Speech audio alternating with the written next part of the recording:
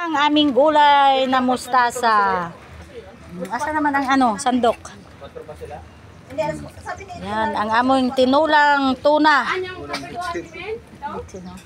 Hayaan mo na. Ayaw na? Ito, lagyan mo ng kunting asukal. Ayaw na, tama na to bro. Oo, kunti asukal be.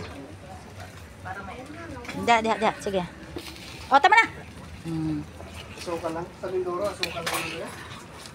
Yan, nangamu ang tuna. Daghang kayo. Oh, tingnan mo, oh, mata. Oh, akin yung mata. Oh, sa kanya ang mata.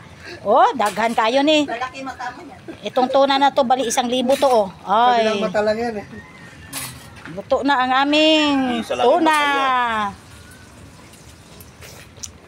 Ang sarap na sa aming tuna. Sarap talaga, marami nagtimpla eh.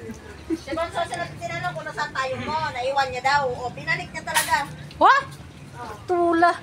Nandoon niya pa yung... Luto na ang aming tinula. Kain na. Parang matabang pa. Oh, asin. Derang asin. Asan man to? Matabang pa nga.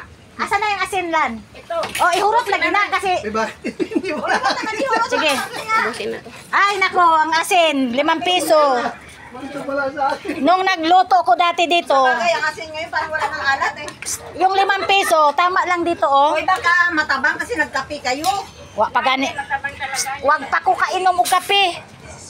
Wa pa. Abang? Kaya na si Brother Benji ang timpla niyan, dagat yan eh. Ay, dagdagan konti ng tubig. Tama na? Ikaw nga tikim. Ako Oh. tikim. Oh. Tikman niya natin. Makaparat sa akin.